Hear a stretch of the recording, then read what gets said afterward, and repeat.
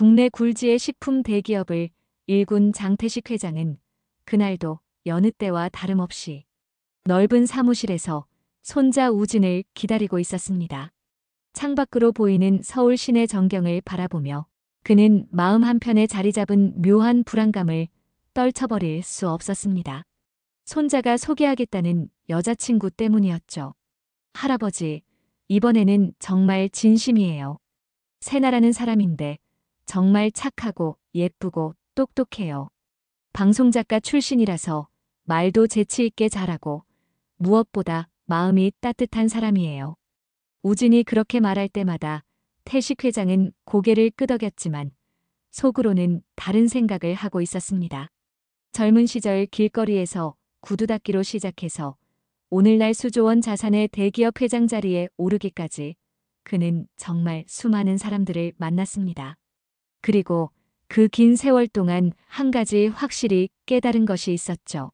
사람의 진짜 모습은 겉으로 드러나는 것과 전혀 다를 수 있다는 것을. 특히 돈과 권력 앞에서는 더욱 그렇다는 것을요. 드디어 그날이 왔습니다. 이세나라는 여자를 처음 만나는 날이었죠. 그녀는 정말 우진이 말한 대로였습니다.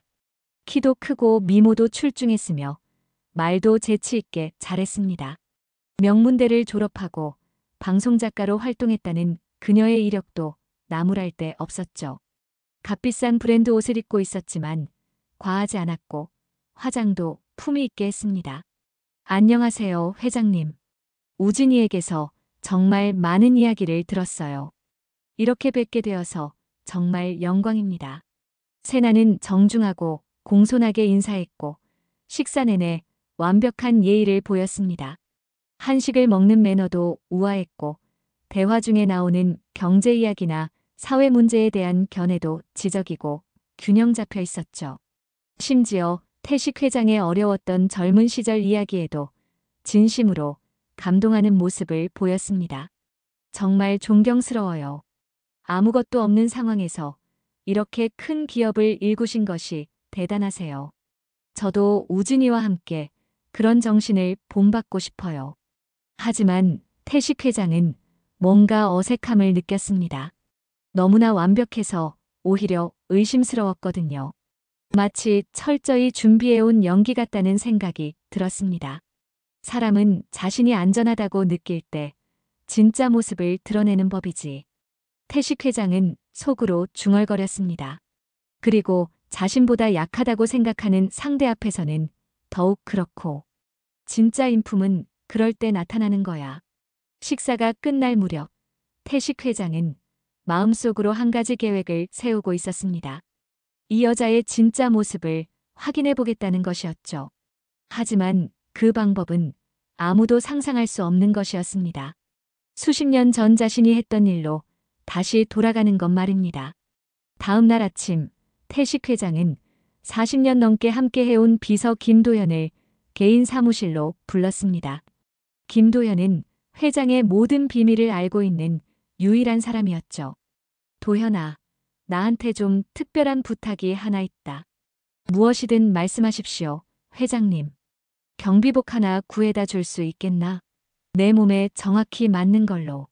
그리고 경비가 사용하는 모든 장비들도 함께. 김도연은 깜짝 놀라서 커피잔을 놓쳤을 뻔했습니다. 40년 넘게 모셔온 회장이지만 이런 황당한 요청은 처음이었거든요. 경비복이요? 혹시 무슨 특별한 이유라도 있으신 건가요? 설마 회사 보안 점검을 직접 하려고 하시는 건 아니죠? 아니야. 그 여자의 진짜 모습을 보고 싶다. 내가 그냥 힘없는 늙은 경비 아저씨라고 생각할 때 어떻게 나오는지 직접 확인해보고 싶어. 태식 회장의 목소리에는 결연한 의지가 담겨 있었습니다. 젊은 시절 길거리에서 신발을 닦으며 온갖 멸시와 무시를 당했던 그는 사람의 진심과 거짓을 구별하는 데 있어서는 누구보다도 예민했거든요. 특히 계급과 돈에 따른 사람들의 태도, 변화를 누구보다 잘 알고 있었습니다. 하지만 회장님, 너무 위험하지 않을까요? 만약 정체가 드러나거나 다치시기라도 하면, 그리고 언론에 알려지면 회사 이미지에도. 그래, 위험할 수도 있지.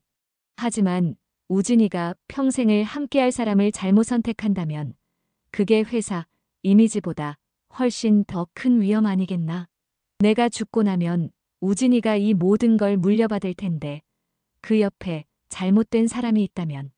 김도현은 회장의 말을 듣고 고개를 끄덕였습니다. 평생을 함께한 그였기에 회장의 마음을 이해할 수 있었거든요. 그날 저녁 태식 회장은 조용히 회사 휴게실에서 경비복으로 갈아입었습니다. 거울 속에 자신을 보니 정말 평범한 경비 아저씨 같았죠. 수백만 원짜리 맞춤 정장과 수천만 원짜리 시계를 벗어놓고 나니 그는 그저 75살의 평범한 노인일 뿐이었습니다. 하지만 그 눈빛만은 여전히 날카로웠어요. 젊었을 때 구두 닦기를 했으니 이 정도 연기는 충분히 할 수 있을 거야. 태식 회장은 혼자 중얼거리며 마음을 다잡았습니다. 그는 이미 치밀한 계획을 세워놓았죠. 김도현을 통해 알아낸 정보에 따르면 세나가 자주 가는 고급 한식당이 있었습니다. 그곳 앞에서 주차 안내를 하는 경비로 변장하기로 한 것입니다. 내일부터 진짜 시험이 시작이다. 과연 이 여자가 어떤 모습을 보여줄까? 하지만 그때의 태식 회장은 몰랐습니다. 자신이 듣게 될 말들이 상상했던 것보다 훨씬 더 충격적이고 모욕적일 거라는 것을요. 주말 저녁 8시 서울 강남의 한 고급 한식당 앞. 네온 사인이 화려하게 빛나는 거리에서 태식 회장은 경비복을 입고 주차 안내를 하고 있었습니다. 지나가는 사람들은 그를 그저 평범한 경비 아저씨로만 봤죠. 아무도 그가 수조원 자산의 대기업 회장이라고는 상상하지 못했습니다. 어서 오세요. 주차는 지하 1층으로 내려가시면 됩니다. 태식 회장은 최대한 자연스럽게 연기했습니다. 사실 이런 일이 전혀 어색하지 않았어요. 젊은 시절 길거리에서 구두를 닦고 신문을 팔고 온갖 막노동을 다 해봤거든요. 오히려 그때가 더 그리웠을 정도였습니다. 몇 시간이 지나고 드디어 이세나가 나타났습니다. 그녀는 친구와 함께 왔는데 값비싼 명품 핸드백을 들고 최신형 스마트폰으로 통화를 하며 걸어오고 있었죠. 목소리가 꽤 컸기 때문에 대화 내용이 그대로 들렸습니다. 응, 맞아. 오늘 그 식당에서 만나자고 했어. 우진이가 추천한 곳인데 한 명당 30만 원은 좋게 나온다더라. 역시 재벌가 아들이 추천하는 곳은 다르네. 세나는 친구와 웃으며 이야기하고 있었습니다. 그런데 태식 회장을 보자마자 얼굴을 찌푸렸어요. 그리고는 친구에게 속삭이듯 말했습니다. 아휴, 이런 냄새 나는 아저씨까지 여기 있네. 진짜 왜 이런 고급 식당 앞에 이런 더러운 사람들이 서 있는 거야? 분위기 다 깨지네. 태식 회장의 심장이 쿵 내려앉았습니다. 냄새 나는 아저씨, 더러운 사람이라니. 그는 아침에 깨끗이 샤워를 하고 면도까지 깔끔하게 했는데도 그런 소리를 듣다니요. 그것도 앞에서 대놓고 말이죠. 그래도 인사 정도는 해야 하는 거 아니야? 친구가 조심스럽게 말했습니다. 에이, 뭔 인사야. 어차피 이런 사람들하고는 앞으로 상대할 일도 없을 텐데. 나 우진이랑 결혼하면 이런 가난뱅이들은 쳐다보지도 않을 거야. 세나의 목소리에는 노골적인 경멸과 혐오가 담겨 있었습니다. 태식 회장은 주차 안내를 하는 척하면서도 그 말을 한마디도 놓치지 않았죠. 그의 손이 미세하게 떨리고 있었습니다. 진짜 빨리 결혼해서 이런 더러운 환경에서 벗어나고 싶어. 재벌가 며느리 되면 이런 거지 같은 것들 근처에도 안 가도 되잖아. 생각만 해도 기분 좋아. 태식 회장은 더 이상 참을 수 없어서 잠깐 뒤돌아서서 깊은 숨을 들이마셨습니다. 40여 년 동안 사업을 해오면서 온갖 사람들을 다 봤지만 이렇게 노골적이고 악랄하게 무시당한 건 정말 오랜만이었거든요. 세나는 친구와 함께 식당 안으로 들어갔지만 태식 회장은 여전히 밖에서 다른 손님들을 막고 있었습니다. 하지만 그의 마음은 이미 무너져 내리고 있었죠. 평생을 살면서 이렇게 모욕적인 말을 들은 적이 언제였나 싶었습니다. 40년 동안 사업을 해오면서 온갖 사람들을 다 봤지만 이렇게 노골적으로 무시당한 건 정말 오랜만이네. 하지만 아직 끝이 아니야. 30분쯤 지났을까요? 세나가 화장실에 가려고 혼자 나왔습니다. 그런데 또 다른 친구와 전화를 하고 있었어요. 목소리가 흥분되어 있었습니다. 언니, 나 지금 우진이가 추천한 식당에 있어. 그런데 입구에 진짜 더러운 경비 아저씨가 서 있어서 처음에 기분이 완전 나빠졌어. 태식 회장은 가슴이 답답해져서 숨을 크게 들이마셨습니다. 하지만 세나의 말은 계속됐죠. 아니야, 나는 진짜 이런 거 못 참겠어. 가난한 사람들이 왜 이렇게 냄새가 나는지 모르겠어. 진짜 역겨워. 근데 더 웃긴 건 그런 애들이 고급 식당 앞에서 일하고 있다는 거야. 그때 태식 회장은 조용히 휴대폰을 꺼내서 녹음 앱을 켰습니다. 이런 말들을 우진이에게 정확히 들려줘야 한다고 생각했거든요. 증거가 필요했습니다. 그래도 좀 참아야지. 일단 우진이 할아버지한테 완전히 잘 보여야 하거든. 그 영감이 진짜 돈이 엄청 많다더라. 한국에서 손가락 안에 드는 재벌이래. 한 번만 잘 보이면 내 평생이 완전히 달라져. 태식 회장의 표정이 차갑게 굳어졌습니다. 영감이라고 했군요. 그리고 돈 때문에 접근했다는 것도 이제 확실해졌고요. 하지만 더 충격적인 말이 이어졌습니다. 솔직히 우진이는 정말 재미없어. 그냥 조용하고 착하기만 하지. 남자로서는 매력이 전혀 없거든. 키스할 때도 어색하고 데이트할 때도 뻔한 얘기만 하고. 근데 재벌가 장손이니까 억지로 참는 거야. 세나는 웃으면서 말했습니다. 그 웃음소리가 태식 회장에게는 마치 악마의 웃음같이 들렸죠. 돈 앞에서는 뭐든 참을 수 있어. 결혼만 하면 우진이 완전히 교육시켜서 내 마음대로 조종할 거야. 어차피 그 바보는 나한테 완전히 푹 빠져 있으니까 내가 뭐라고 해도 다 들을 거라고. 태식 회장은 주먹을 꽉 쥐었습니다. 손자를 바보라고 부르다니. 그리고 조종하겠다니. 이것은 단순한 금전적 목적을 넘어서 완전히 악질적인 계획이었습니다. 할아버지도 마찬가지야. 늙은이들은 젊은 여자가 조금만 친절하게 굴면 완전히 넘어가잖아. 몇 번 애교 부리고 관심 있는 척하면 유산상속까지 내 맘대로 할 수 있을 거야. 태식 회장은 더 이상 참을 수 없었습니다. 하지만 아직 녹음을 계속해야 했어요. 이 모든 걸 우진이가 직접 들어야 했거든요. 다음 날 오후 태식 회장은 다시 평상복으로 갈아입고 세나를 만났습니다. 이번에는 우진이도 함께였죠. 회장은 최대한 평정심을 유지하려고 노력했지만 어제 들은 그 끔찍한 말들이 머릿속에서 맴돌고 있었습니다. 어머, 회장님. 어제는 우진이 통해서 정말 맛있는 스테이크 레스토랑 추천해 주셔서 감사했어요. 음식도 좋았고 분위기도 너무 좋더라고요. 세나는 밝게 웃으며 인사했습니다. 어제 경비 아저씨를 더러운 사람이라고 부르며 무시하던 그 모습과는 정반대였죠. 마치 다른 사람인 것처럼 완벽한 연기를 하고 있었습니다. 그래, 마음에 들었다니 다행이구나. 우리 우진이가 자네를 정말 많이 아끼는 것 같던데 나도 그 이유를 알 것 같아. 정말 감사해요. 저도 우진이 너무 좋아해요. 이렇게 착하고 성실하고 따뜻한 마음을 가진 남자는 처음 만나봤어요. 태식 회장은 속으로 비웃었습니다. 어제는 재미없고 매력 없는 바보라고 했으면서 이제 와서 착하고 성실하다니요.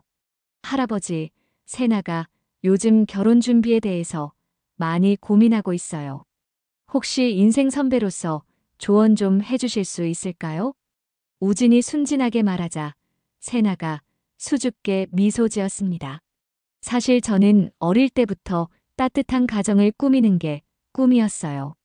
우진이 같은 좋은 사람과 함께 사랑이 넘치는 가정을 만들고 싶어요. 아이들도 낳고 할아버지께도 효도하면서 살고 싶고요. 그래, 아주 좋은 생각이야. 그런데 결혼은 서로를 진짜로 아는 것에서 시작된다고 생각하는데 자네는 어떻게 생각하나? 태식 회장이 의미심장하게 물었습니다. 세나의 반응을 살펴보려고 했거든요. 당연히 그렇죠. 저는 우진이의 모든 걸 알고 사랑해요. 착한 마음도, 성실한 성격도, 가족을 사랑하는 마음도 다 좋아해요.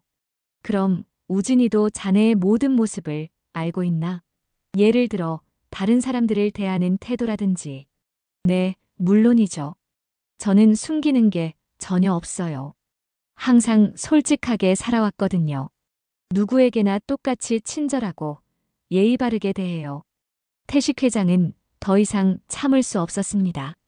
저렇게 뻔뻔하게 거짓말을 하다니요. 그래, 솔직한 게 제일 중요하지. 특히 자신보다 어려운 처지에 있는 사람들을 대하는 태도 같은 것도 그 사람의 진짜 인품을 보여주는 거니까. 맞아요. 저는 부자든 가난한 사람이든 높은 사람이든 낮은 사람이든 전혀 차별하지 않아요. 모든 사람은 평등하다고 생각해요. 세나는 자신있게 말했습니다. 태식 회장은 주머니 속 휴대폰을 만지작거렸죠. 어제 녹음한 파일이 들어있는 그 휴대폰을요. 일주일 후 드디어 정식 상견례 날이 정해졌습니다.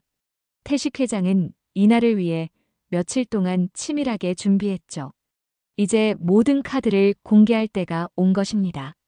도현아, 오늘 식사 자리 준비는 다 됐지? 네, 회장님. 우진 씨와 이세나 씨, 그리고 세나 씨 부모님까지 총 5분이 오신다고 하셨죠. 좋아. 그리고 내가 부탁한 그것들도 모두 준비됐고. 네, 녹음 파일과 사진들, 그리고 영상까지 모두 준비했습니다. 정말 이런 일이 필요한 걸까요? 김도연은 걱정스러운 표정으로 물었습니다. 하지만 태식 회장의 의지는 확고했어요. 우진이는 내 유일한 손자야. 그 아이가 평생을 잘못된 사람과 살게 할 수는 없어. 그날 오후 5시, 세나는 아름다운 한복을 곱게 차려입고 왔습니다. 전통 한복에 현대적인 감각을 더한 의상이었는데 정말 우아하고 아름다웠죠. 겉으로 보기에는 완벽한 며느리감이었어요. 안녕하세요, 회장님. 오늘 정식으로 인사드리게 되어서 정말 영광이에요. 너무 긴장돼서 어떻게 해야 할지 모르겠어요. 긴장할 필요 없어. 오늘은 가족이 되는 자리니까 편하게 생각하고 진짜 마음을 보여주면 돼. 태식 회장의 말에는 이중적인 의미가 담겨 있었습니다. 감사해요. 저는 정말 이 가족의 일원이 되고 싶어요. 우진이를 사랑하는 만큼 회장님도 존경하고 있어요. 세나의 부모님도 함께 왔습니다. 중산층 가정이었지만 딸이 재벌가에 시집가게 되어서 무척 설레는 모습이었죠. 우리 딸이 이런 좋은 집안에 시집가게 되어서 정말 꿈만 같습니다. 평생 잘 모시겠습니다. 아니에요. 우리가 더 감사하죠. 이렇게 훌륭한 딸을 키워주셔서 고맙습니다. 태식 회장은 정중하게 대답했지만 마음속으로는 안타까웠어요. 이 선량한 부모들은 딸의 진짜 모습을 전혀 모르고 있었거든요. 식사가 시작되고 분위기는 화기애애했습니다. 세나는 완벽한 예의를 보였고 음식을 대하는 태도도 우아했어요. 모든 사람들이 그녀를 좋아하는 것 같았습니다. 이제 정말 한 가족이 된 것 같아서 너무 기뻐요. 세나가 환하게 웃었습니다. 하지만 태식 회장은 알고 있었죠. 이 모든 게 완벽하게 계산된 연기라는 것을요. 식사가 한창 무르익어 갈 때 태식 회장이 갑자기 화제를 바꿨습니다. 모든 사람들이 편안해진 그 순간을 노렸던 것이죠. 그런데 세나야, 혹시 지난주 토요일에 강남에 있는 궁중한 정식 식당에 간 적이 있나? 네. 아, 네. 친구랑 갔었는데요. 세나의 목소리가 약간 떨렸습니다. 뭔가 이상한 낌새를 느꼈거든요. 그래? 그럼 혹시 그 식당 앞에서 주차 안내를 하던 경비 아저씨를 본 기억이 있나? 글쎄요. 잘 기억이 안 나네요. 왜 그런 걸 물어보시는 거예요? 세나의 표정이 점점 굳어졌습니다. 우진이와 세나의 부모님도 무슨 이야기인지 몰라서 의아한 표정을 지었죠. 그렇구나. 그럼 이걸 들어보면 기억이 날 수도 있겠네. 태식 회장은 조용히 휴대폰을 꺼내서 재생 버튼을 눌렀습니다. 그러자 식당 안이 갑자기 조용해졌고 세나의 목소리가 선명하게 스피커에서 흘러나왔어요. 아휴, 이런 냄새 나는 아저씨까지 여기 있네. 진짜 왜 이런 고급 식당 앞에 이런 더러운 사람들이 서 있는 거야? 모든 사람들이 충격을 받았습니다. 특히 우진이는 믿을 수 없다는 표정으로 세나를 바라봤죠. 세나의 부모님도 딸의 목소리를 알아보고 당황했어요. 이게, 이게 뭐예요? 누가 만든 거예요? 세나가 당황하며 소리쳤지만 녹음은 계속됐습니다. 어차피 이런 가난뱅이들하고는 앞으로 상대할 일도 없을 텐데. 나 우진이랑 결혼하면 이런 애들은 쳐다보지도 않을 거야. 진짜 빨리 결혼해서 이런 더러운 환경에서 벗어나고 싶어. 재벌가 며느리 되면 이런 거지 같은 것들 근처에도 안 가도 되잖아. 우진이의 얼굴이 창백해졌습니다. 자신이 진심으로 사랑한다고 생각했던 여자의 진짜 모습이었거든요. 그 영감이 진짜 돈이 엄청 많다더라. 한 번만 잘 보이면 내 평생이 완전히 달라져. 솔직히 우진이는 정말 재미없어. 그냥 바보 같고 매력도 없어. 근데 재벌가 장손이니까 억지로 참는 거야. 이건 조작된 거예요. 누가 이런 걸 만든 거예요?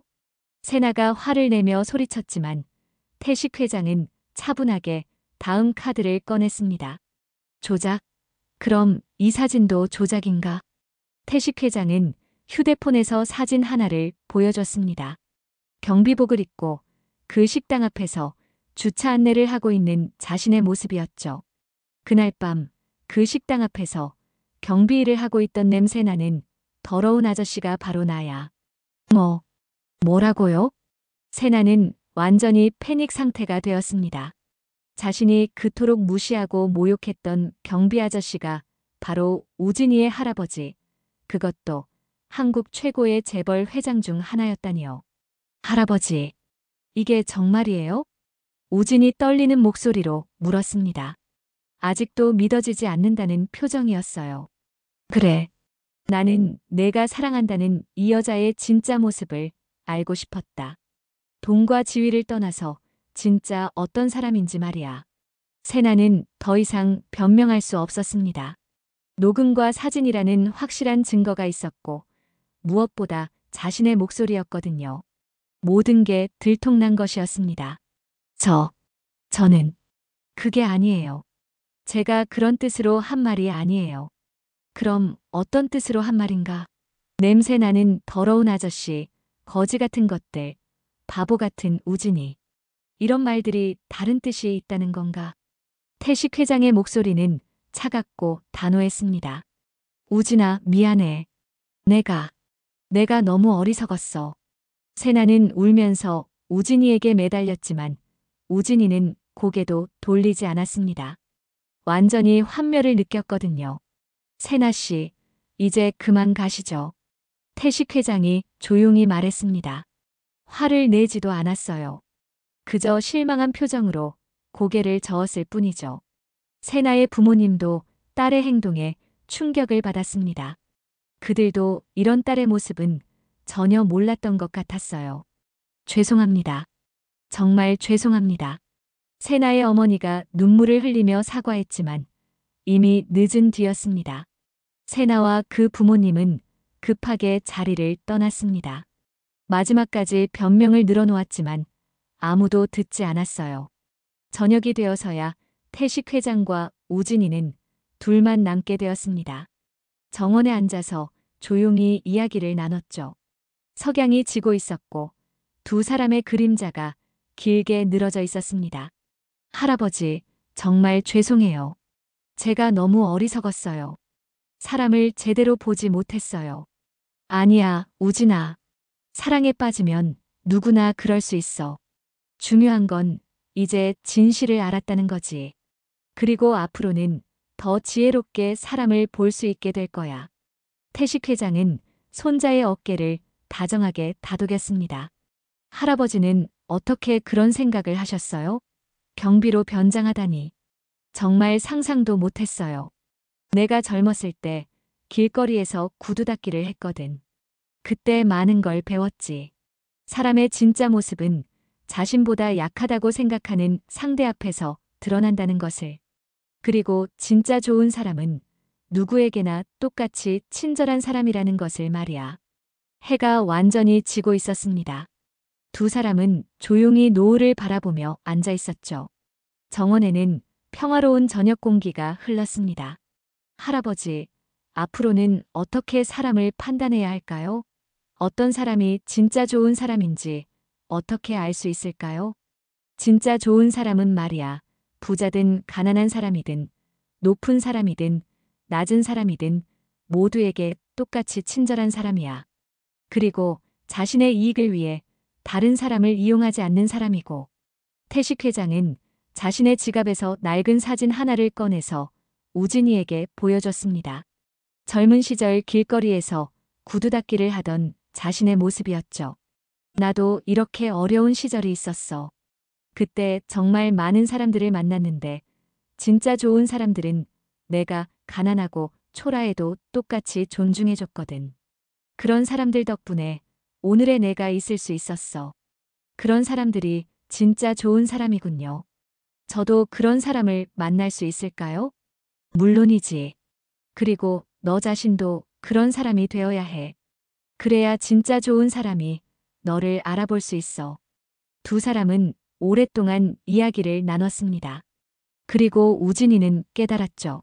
할아버지가 자신에게 준 진짜 유산은 돈이나 회사가 아니라 사람을 보는 눈이라는 것을. 그리고 진정한 사랑이 무엇인지에 대한 깊은 깨달음이라는 것을요. 할아버지, 정말 감사해요. 제 인생에서 가장 중요한 교훈을 얻었어요. 이제 넌 진짜 어른이 됐구나, 우진아. 태식 회장은 흐뭇하게 웃었습니다. 비록 힘들고 아픈 과정이었지만 손자가 인생의 가장 중요한 교훈을 얻었으니까요. 그렇게 할아버지와 손자는 새로운 시작을 다짐하며 집으로 돌아갔습니다. 진짜 사랑이 무엇인지, 진짜 좋은 사람이 어떤 사람인지 확실히 알게 된 밤이었습니다. 그리고 두 사람 모두 알고 있었죠. 언젠가는 정말 좋은 사람을 만날 수 있을 거라는 것을요.